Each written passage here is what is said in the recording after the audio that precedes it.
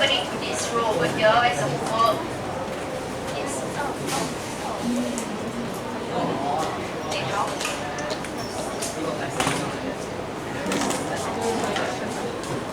Voice other than using then the rest say if you're waiting for them and then the rest Renyi as well as Ziyue.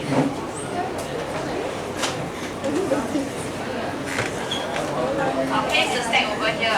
Okay.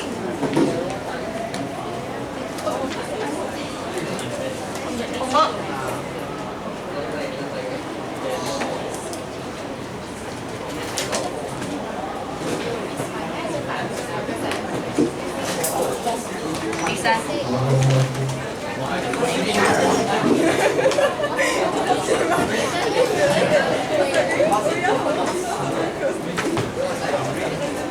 Okay, let's get started.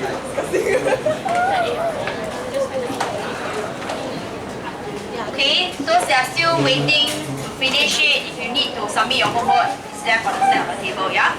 Okay, so let's do a very quick recap about medians and quartiles, which is a topic that I very quickly ran through, okay, before we left for our March holidays.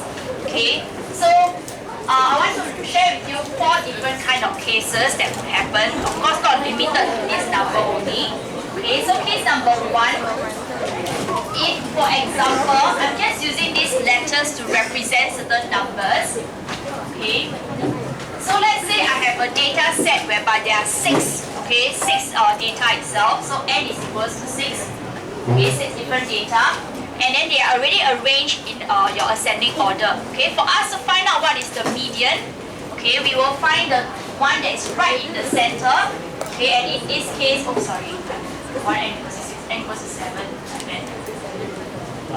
Okay, we will find the one that's right in the center, and that center data value will be D, and that is our median value, which we can usually represent with Q2 as well. Okay, and Q2 will be equals to D. Then for us to find the first quartile or the lower quartile and the third quartile, or we also call it an upper quartile, okay, we look at the remaining ones, and the remaining ones, the lower one will actually be our first quartile, and then this one will actually be our third quartile. Okay, so that's case number 1. Case number 2.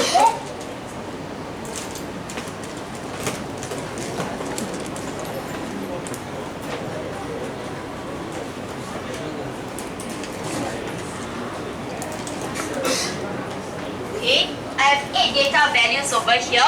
So 8 being the even number, for us to find out what is the median, if I divide 8 by 2, okay, that will be equals to 4. So I'm cutting right at the center, okay, and that will be our median, and that will have to be found by taking D plus E divided by 2.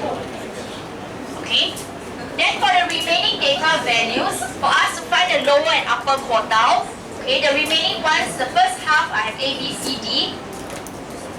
The halfway through it will be where we find our first quartile, and that will be B plus C over 2. And then in the second half, I will be able to find my third quartile, which is F plus G over 2. Okay, I always have to arrange my data values in ascending orders first, then I keep cutting half and half, okay, in order for us to find the median and the quartiles. Third case,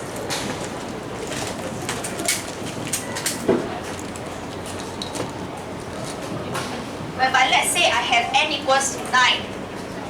Okay, 9 being an odd number, we can easily identify the data that's right in the center, and in this case it will be the 5th data value. Okay, and that will give us our median.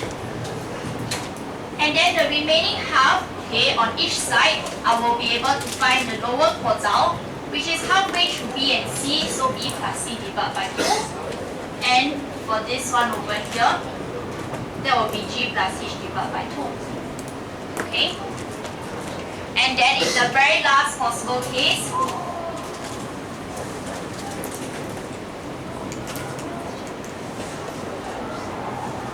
whereby I have 10 data values. Okay, 10 being an even number, although it is also an even number like 8. Okay, but then for us to find the quartiles is slightly different. So we always find the median first. And then for us to find the quartiles in this case, in the first half, I will find that there are 5 data values. So the one that's right in the middle will be C. And in this case, the one in the middle is H.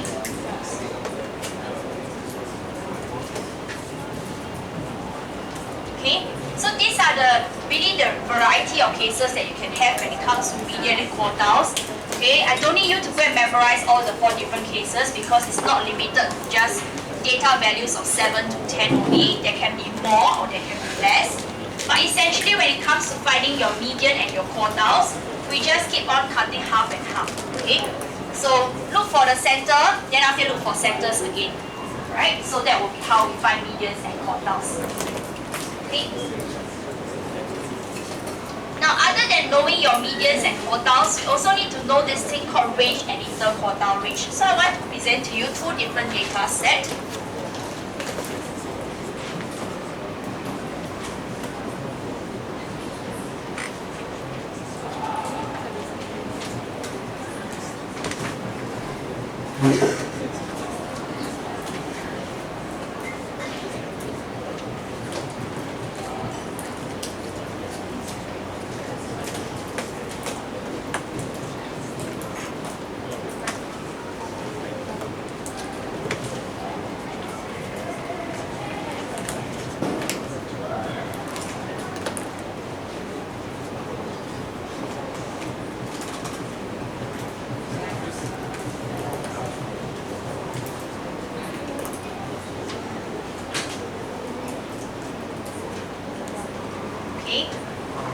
So in these 2 data sets over here, they are already arranged in your ascending order. Okay, and both data sets have total of 11 data. Okay, there are 11 data values in total. You can go and count. Okay, how many there are. We recognize that the smallest value in both data sets are both 2.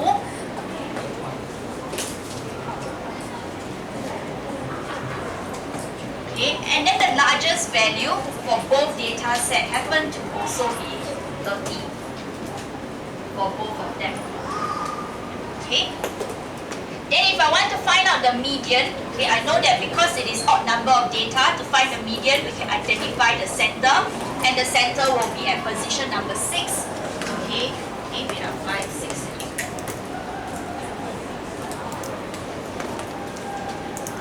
Okay. And just so happen for both of these data sets, okay, their medians are both 9. Okay.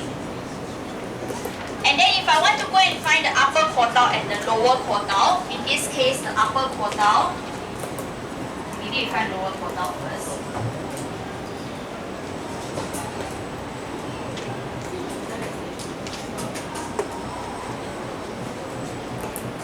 Okay, for this the lower quartile is at 6, for this lower quartile is at 7. And then for this the upper quartile is at 20, this upper quartile is at 11. Okay, so there is some variety in terms of their upper quartile and lower quartile. Okay, very obviously from the 2 data sets, we can see that the data values are different.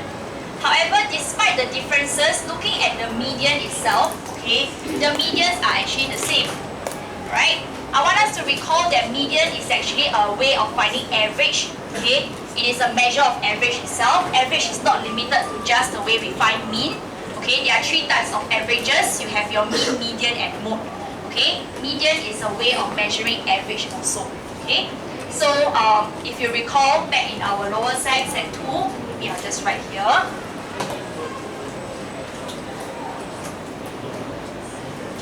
Why is it that we need mean, median, and mode? There are reasons for it. Okay.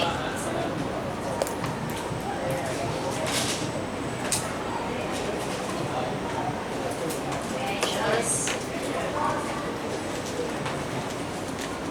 of average. 1 p.m. at 1 We have our mean, median, and mode. Okay. So in maths terms, we cannot just loosely use the word average itself. Okay, in English, yes, we understand average as though it is mean. Okay, we add everything up together, divide by total number of data. Okay, but now we have already leveled up. Okay, so when it comes to average itself, it could also consist of median, it can also consist of mode. Right? So why do we use, or when do we use median instead of actually your mean, right? Okay, is when mean has extreme, when the data values has extreme values itself, when data set has extreme values. Okay, for example, okay, if I give a class test to everyone, okay, and then just one person, okay, maybe get 0 marks, okay, and then everybody got maybe 70%, okay, at least, right? Then that one person who got 0 marks would likely pull the mean, okay, of everyone downwards, right? Okay, because the mean marks itself, okay, is to add every single data value, divide by the total number of people that are in the class, which is 40. Okay, but this 0 marks that one person got, okay, is an extreme value because it's very different from everybody else. Okay, and it will definitely pull down the mean itself. Okay, so it is not actually a good measure to use mean to say, hey, this class average is actually going to be maybe it caused the mean to become maybe 60%. Okay, so using the mean may not actually be good. Okay, therefore we need to use the median, which may be a more representative data value, okay, to represent what the class actually got as a performance. You understand? Okay, so this is what we covered when we were set 2. Alright? Okay, but back to this part. Alright? We see that the data values for the two data sets are actually vastly different. Okay, there are certain differences itself. Like for example, there's a data value of 6 here, and then there's no data value of 6 over here. Okay, so just by using the median may not actually be a good enough measure, okay, to accurately describe the data set. Sometimes we also want to talk about the range, okay, or we want to talk about the interquartile range as well. Okay, so range and interquartile range, okay, is something to complement, okay, the measures of average. That is your measures of spread. Okay, how wide does it spread? So we will introduce range and interquartile range.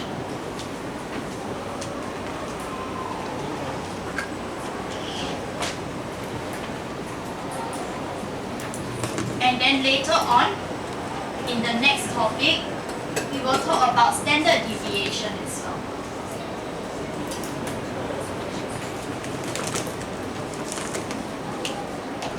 Okay. When it comes to range, right, very often in our English, okay, itself, when we say the range of something, we are looking at an interval, okay. So in English wise, okay, when I say I want to know what is the range of data values in data set A, likely you will tell me it ranges from 2 to 30. Okay, but in maths terms, there is a certain formula for the word range, especially in statistics. Okay, range is being measured by taking the maximum value minus away the minimum value. Okay, in other words, your largest value minus away your smallest value. So looking at these two data sets over here, because they both have your largest and smallest values that are the same, both of them actually have a range of, in this case, 28. Okay, so range in statistics is a number, it is not an interval. Okay, so we want to be very clear about it. That's why we try not to use the word range, okay, anyhow that you want, especially when the context of the question is statistics related. Okay, if you want to talk about maybe 2 to 30, let's use the word interval instead of range. Okay, range is a certain number. Okay, if I want to say talk about 2 to 30, okay, we use the word interval instead of using the word range. Okay, so let's correct ourselves when it comes to mathematics.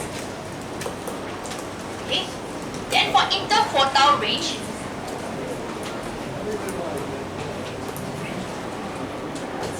that is being measured by taking the upper quartile, that is your Q3, minus away your lower quartile, that is Q1. Okay, so upper quartile minus lower quartile.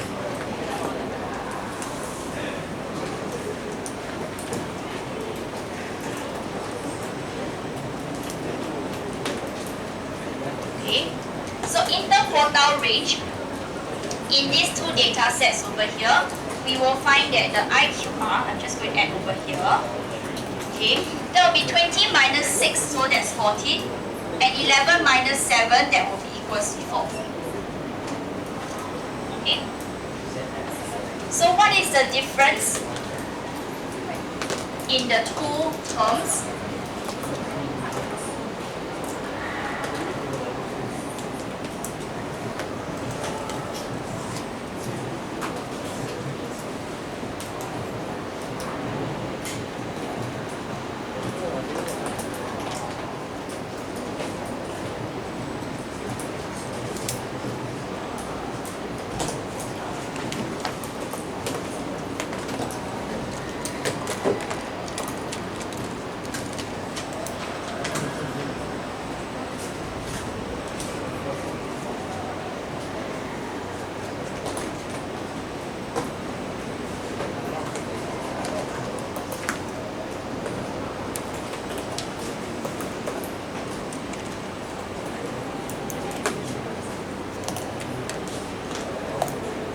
So for range itself, it depends on the smallest and the largest data value.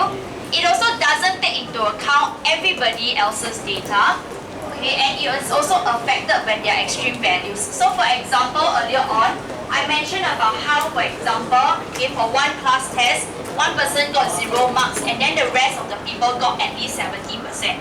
Okay, then for example, okay, maybe just one person got 80 marks, okay, out of 100, and then the other one got 0. Then the entire range that we have in our class would have a range of 80 because 0 to 80, right? So 80 minus 0 is 80 marks itself. But the thing is that is the range truly 80 or not? Because it ignores, okay, how is it like in between? We know that in actual fact that maybe 39 of you actually got at least 70%. Okay, so it ignores that fact that the remaining 38 people got at least 70%. You just present it to people, telling other people that, hey, the marks for this class is from 0 to 80, okay, the range is 80 marks. Then people will be very shocked, okay, and then wonder, you know, what is exactly the performance like, okay. So that's a problem about range itself, okay. It doesn't take into account other other data values, and then it's also affected when there's an extreme value itself, okay. So if one person got very low or very high, it makes the range very, very wide, okay, and having such a wide range may not be a true representative about the performance for this class if you're talking about marks, okay. So therefore, we introduce this thing called interquartile range, where interquartile range talks about the middle 50% only, okay. So maybe let me just write down first,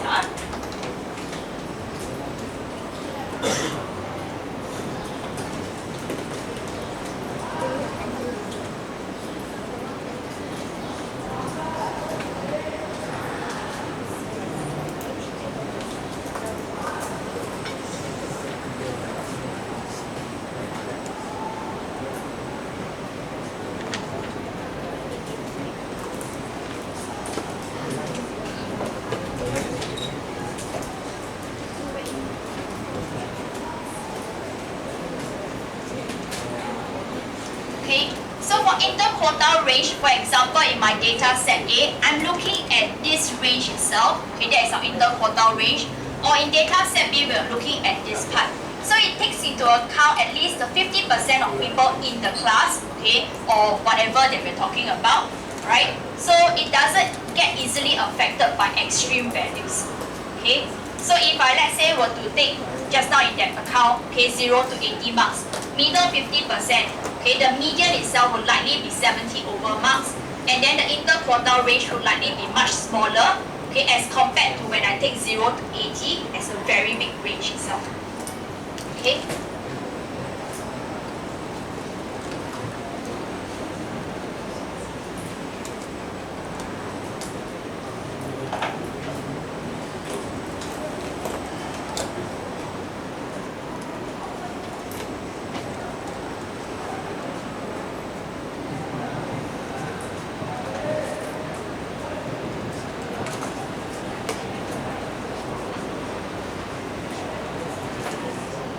Okay, so let's take into practice how to go about calculating our range and interquartile range as well as our median and all that, yeah? Okay, I want us to take a look at practice now 2 question 2. I will not take a look at practice now 2 question 1 because it's all quite similar. Okay, so looking at question 2,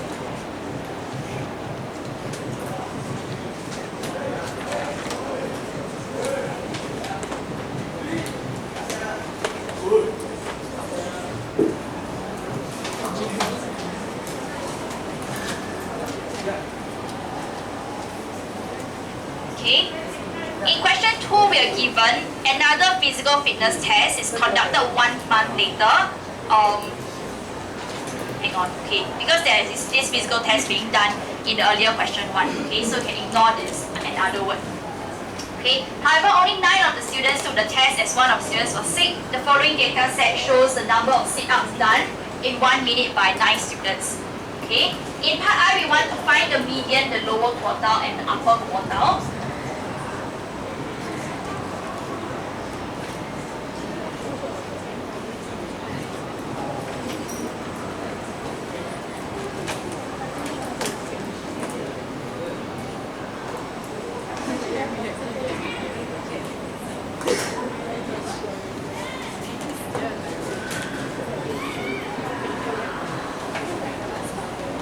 So we're given this data set.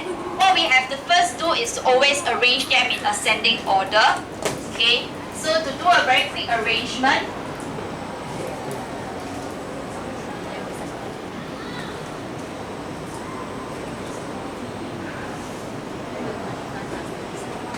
you will have 9, 15, 16, 23, 26, 32, 35, 47, and 54. Okay.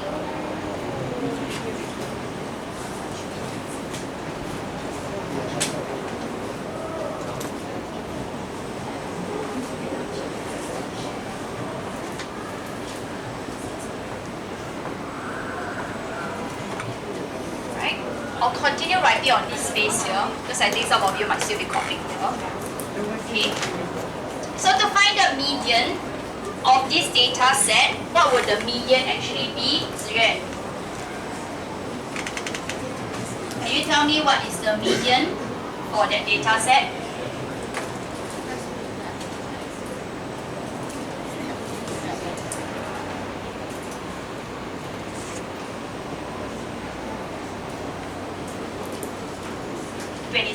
Okay, great. So median is 26, and then the lower quartile, what would it be? Matthew? What's the lower quartile?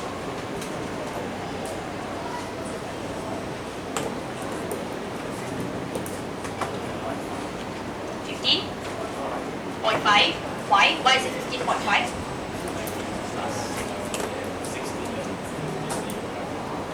Okay, so 15 plus 16 divided by 2, so we get 15.5. Okay, so we have identified median to be 26. We are left with the remaining 4 over here, so it must be the one that's right in the center. So 15 plus 16 divided by 2. Okay. And then for the upper quartile, what would the upper quartile actually be? Hannah, what do you think?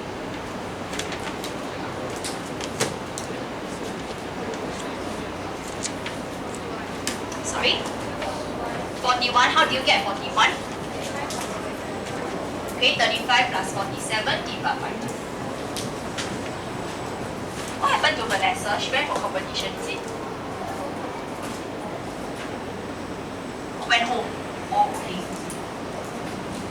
Because I saw her this morning on stage, right? Okay, so upper quartile being 41. Then in part 2, we want to find the interquartile range and the range. Okay. I will encourage you to write the word in full, interquartile range. Okay, just that I'm a bit lazy when it comes to on the whiteboard, so I put IQR. Okay. So interquartile range, that will be taking your upper quartile minus your lower quartile. So 41 minus 15.5. And we will get 25.5. Okay. then the range will be to take the highest value, the maximum value, 54, minus the smallest value, or the minimum, that is 9, and we get 45. Okay?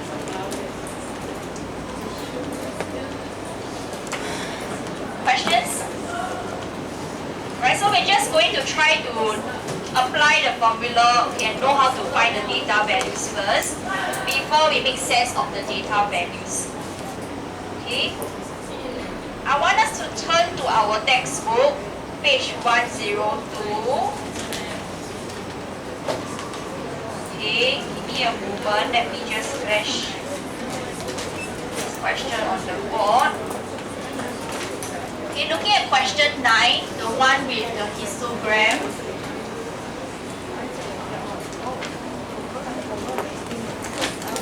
Okay, so as I mentioned, I'm just going to progressively help you recall things from your earlier years.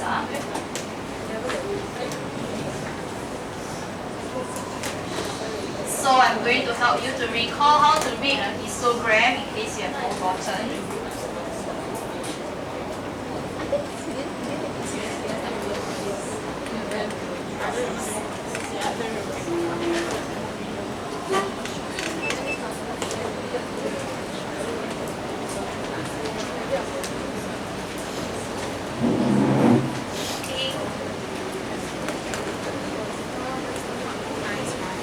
Okay, looking at question 9, yeah? It has presented to you a histogram representing the ages in years of 50 children. So that means there's a total of 50 data values over here. We must be able to recognize what are the data values that the question is trying to present to us. The data value is actually the different ages. Okay, so if you want to, you can definitely list out the data values. Just as it's going to be a very lengthy and tedious process. Okay, because earlier on in our questions, I always give you your data values in individual value sets, individual values itself. Okay, in this case, they have just lumped and grouped everything together such that it presents very nicely to you. If I want to extract the information out of this, what it's talking about is that there are 4 people whose ages are 3. The data value is 3 itself, so there are 4 of them. Okay, then for the age of 4, there are actually 9 of them, so I'm looking at 9 fours.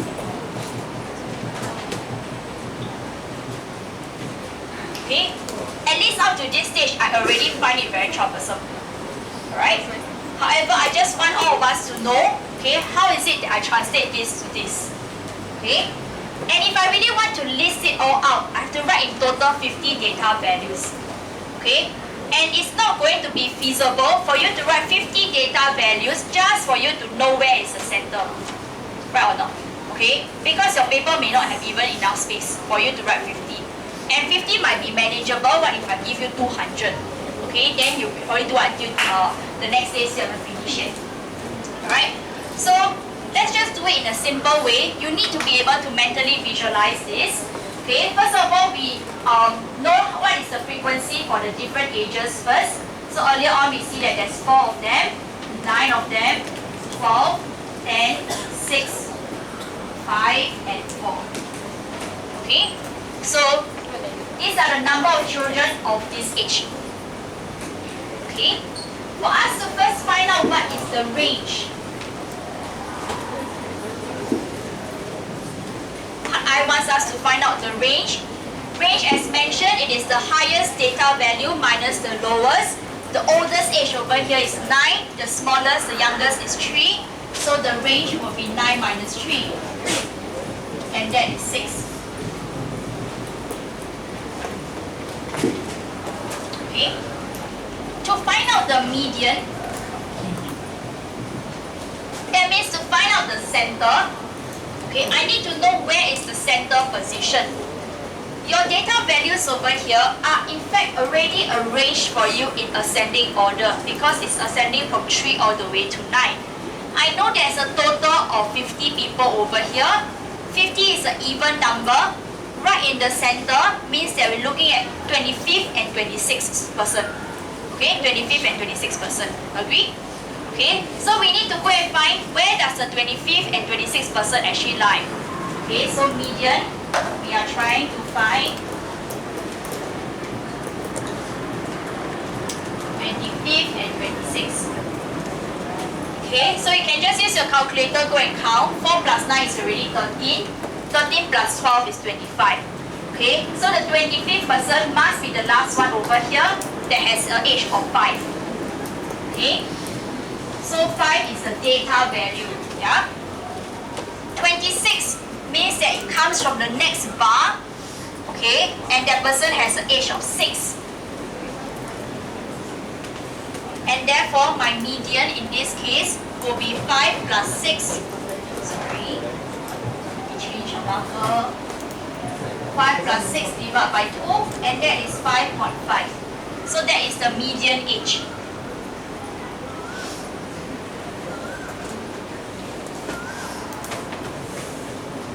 Okay. Then part 3, we want to find the lower and the upper quartile.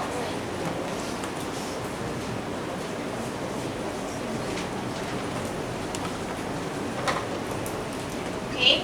To find the lower quartile, first we recognize that to find the median, we were actually looking at, I'm just using bars to like represent the total 50 people. Okay, this person over here is the 25th one already. This person here is the 26th. And this is where we found the median. Okay, I'm just drawing a diagram to illustrate the idea for us. It might help you to be able to identify the person better. So the remaining half will mean that it's from 1 to 25. That is an odd number. So to find the one that's right in the center, okay, 25 being an odd number, we can take 25th plus 1 divided by 2, and that will be the 13th person. Okay, you can depend on this formula if you want to. Okay, or you can see that 25 divided by 2 is 12.5. The one right in the center will have to be 13th person.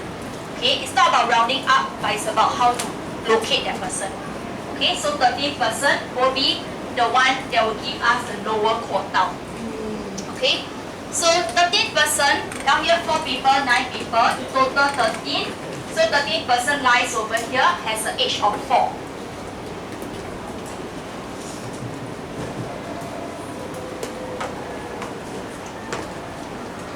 Okay, we do the same to find the upper quartile. Okay, so the upper quartile again is 26 all the way to 50. Also, there are 25 people over here. Okay, so we will know that it's 26 plus 13. So that will actually be 39.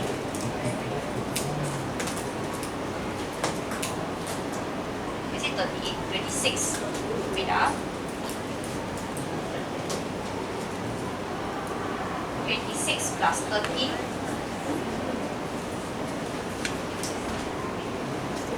1, 6.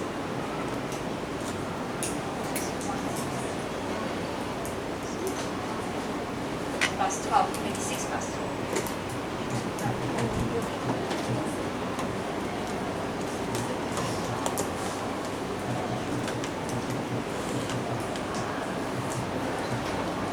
Okay, so we just take 26 plus 13 minus 1. Why we need to minus 1? Because we also count this 26 as the first person. Okay, so the 38th person will give us the upper quartile.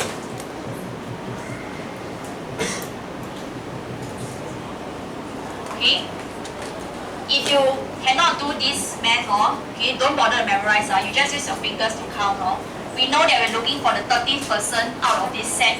So 26, 27, 28, 29, 30, 31, 32, 33, 34, 35, 36, 37, 38.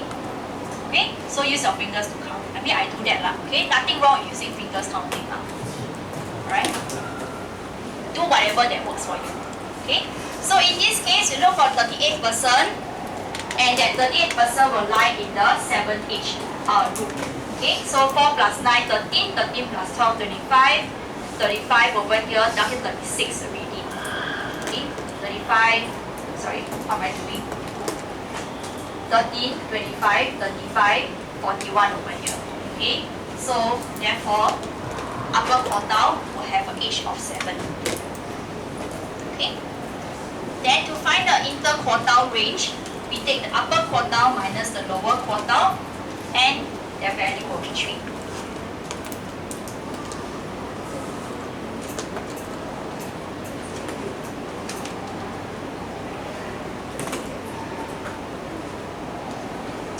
Okay, questions? Questions? Alright, so this is when we are given discrete data values, that means individual data values. Okay, at our chapter 3.1, we have already learned our cumulative frequency curve that is presenting a continuous data value. Okay, so it is a continuous set. Then how do we find the median and interquartile range when we presented our cumulative frequency curve? Okay, so let's take a look at practice now 3.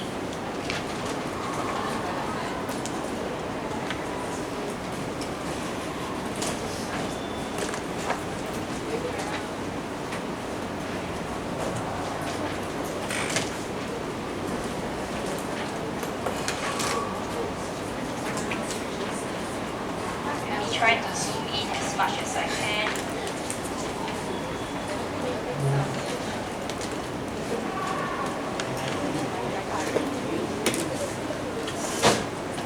Okay, so a cumulative frequency curve presents to us, okay, a continuous data set. Okay, because all the data values, or most of the data values, they are estimates itself. Okay, so earlier on when we talk about cumulative frequency curves, how to read it, okay, they are all estimated. So for this question, okay, the first question is to ask us how to find out the median. Okay, so the question says from the graph, estimate the median. By estimating, or the reason why we can only estimate, it is because all the data values given to us are not accurate. Okay, they are all estimated. That's why it is actually plotted in this smooth continuous manner. Okay, so in this case, we see that the end point of the curve ends at a maximum frequency of 120. In fact, the question also said that there are 120 students that went bowling. The data values are referring to the total scores, okay, from bowling itself. So to find out the median we understand it as the center. 120 people, center divided by 2, that is 60. Okay, so for cumulative frequency curve or continuous data set, it is much more straightforward. You don't need to arrange everything in one line and just look for the center. Okay, you simply take 120 divided by 2, 60, and then you read the curve itself at the 60th position. Okay, and find out what is the data value. Alright, so that will be how we find out the median in continuous data. Okay, don't need to go and line things up. There isn't a separation when it comes to odd number or even number data.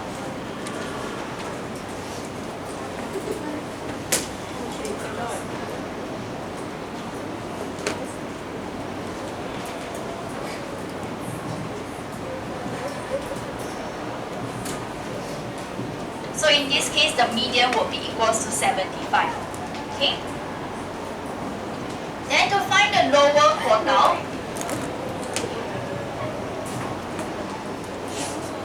okay.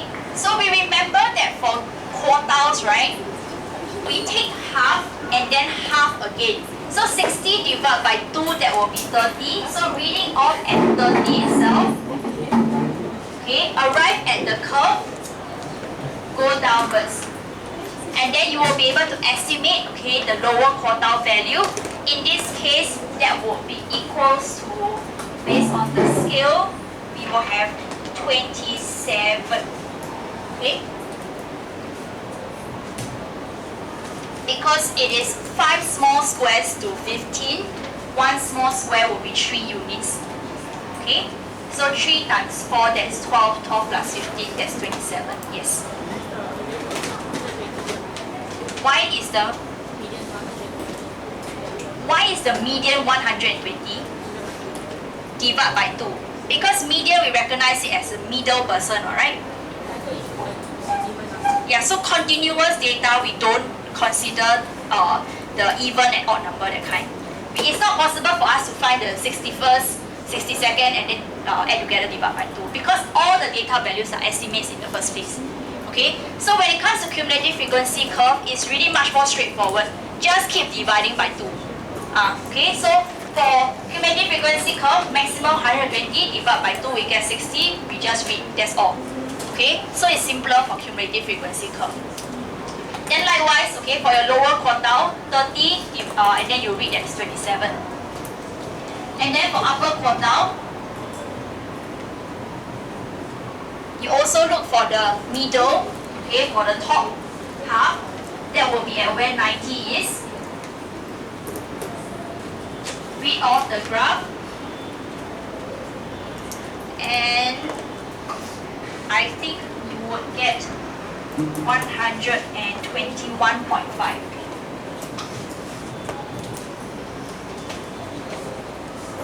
Okay.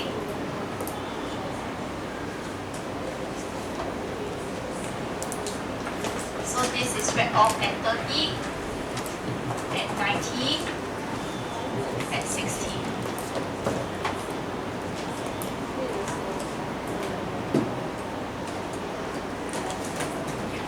Okay.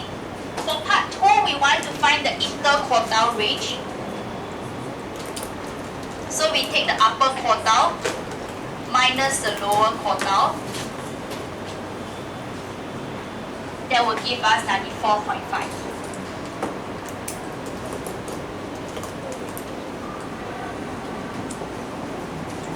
Okay.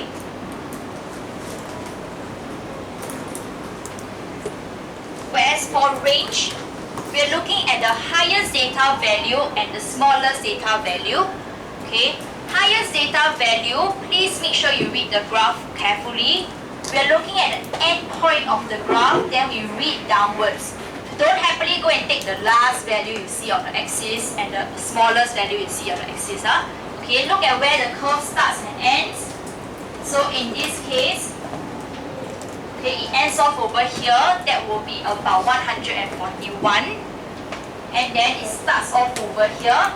That is actually 6. Okay. So look at the start and end of the curve, not the start and end of the axis. So don't be deceived by that.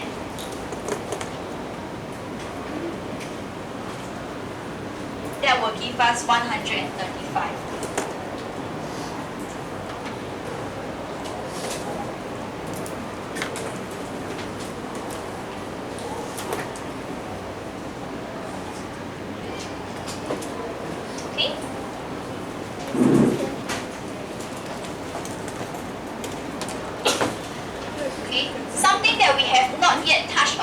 So far, okay, because this is not something that we could do in discrete data. By continuous data, we can talk about 10th percentile and 80th percentile. Okay, so you commonly find percentiles being discussed in your report book itself. Okay, when you're at the lower percentile, you're 0 to 25, that means you're at the lower end of the cohort. Okay, and then if you're at the upper, okay, 75th to 100th percentile, that means you're at the top 25% of the cohort. So as the word suggests, percentiles, okay, percentiles refers to, draws reference to percent. Sorry, let me just adjust this back. Okay, so percentiles draw reference to percents itself. And when you talk about percents, we always talk about 100, right? Okay, unlike when we talk about quartiles, okay, we refer to quarters, and therefore we always look at 1 quarter. Okay, so when it comes to percentiles, how do we find it from a cumulative frequency curve? Let's say in the question itself, we're trying to first find out the 10th percentile, right? Okay, we're trying to find the 10th percentile. So out of a total percent, what am I talking about? Out of total population of 120 people, I want to make the base to be 100, so I need to convert it into percentage terms first. Okay, then I look for the 10% out of this 120 people. So in my part 3, okay, I need to first find out 10% of 120 people. What would that be equals to? So we will find that it is equals to 12. Okay, so we are going to identify who is the 12th person out of this arrangement here. Okay, so the 12th person would lie here, the third box, because of the scale that we are given. Read off the curve, and you will find that it is actually at 12 as well. Okay, the data value is 12. So the 10th percentile value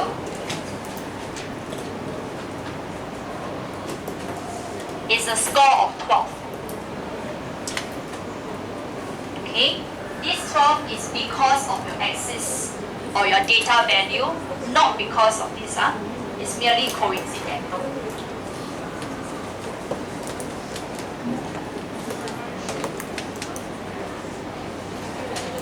Okay, alternative presentation, instead of writing 10 percentile, sometimes you can also write P, capital letter P, and then a small 10 at the bottom to represent the 10th percentile. So you can write it as P10 equals to 12. That's also fine. Okay, just like in quartiles, we have Q1, Q2, and Q3. So like for example, this is Q2, Q1, Q3. Okay. Then to find the 80th percentile, I'll just continue writing here. 80th percentile, we will take 80% times 120.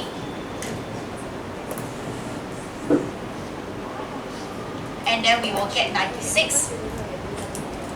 Okay, so we identify where is the 96th position out of my frequency here, and that will be equals to somewhat here. Yep. Okay, so 96th position is just one box below your 100.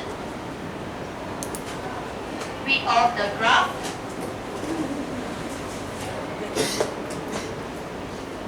And we will get 126. So your P80 equals to 126. Okay.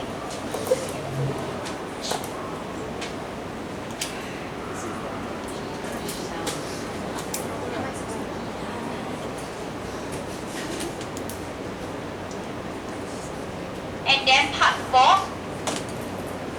We want to find the value of X if 60% of the students scored at least X points. Okay, so we have done this question earlier on already when we were doing our understanding of cumulative frequency curve.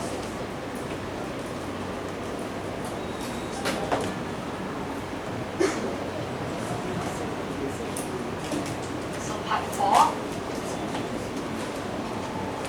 Okay. So 60% of the students scored at least 6x points. So at least means that it's more than or equals to. Okay, so we find out 60%, what does that constitute first? So 60% of your 120.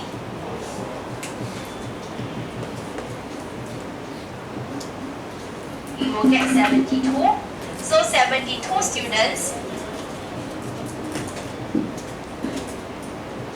scored at least X points. And at least means that it is more than or equals to.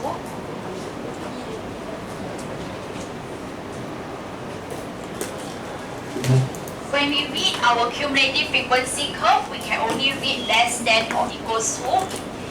Okay, less than in this case, because the question says that this is a less than cumulative frequency curve. Okay, so I need to go and find out, write the reverse first. So 120 minus away 72. That will give us 48. So 48 students scored less than X points. So looking at the cumulative frequency curve, we identify where 48 is. That is here.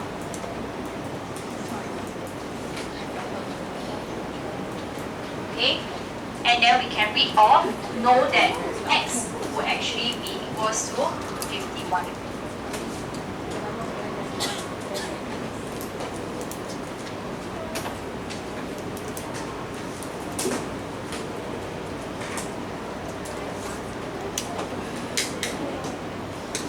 Questions?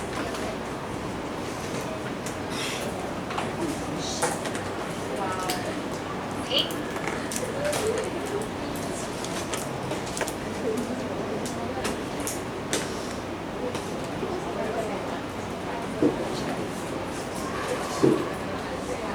Okay.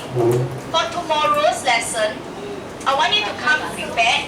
I want you to go and do practice now for part I and part 2 already. There are two different cumulative frequency curves being presented. Go and find the median and interquartile range. Okay, tomorrow when I meet you again, I want to focus more on the part 3 and part 4, which are common questions and we need to know how to phrase our answers properly. Okay? Also, if you happen to not have a calculator for whatever strange reason, please make sure you prepare your calculator because after I've completed 3.2 tomorrow, I want to... Oh wait, we still got box that we still got, right? Okay, sorry. Go and prepare your calculator, make sure you have one, okay, because when we reach 3.4, standard deviation, there's a lot of calculator pressing to do. I just want to find out what is a common model that most of you are using. I see most of you using this one. Okay. I also happen to have a sharp model over here. Okay. Other than these two models, what else do you all use? That one, sharp one, is it? Casio. I think it shouldn't differ so much. Yeah. Okay. Other than Casio and sharp, anybody uses a different one? Okay, you use two different models, okay, when I teach the calculator pressing portion, you just have to figure out yourself, okay, in terms of how to press calculator. I'm not here to be a calculator salesperson, yeah? Okay, it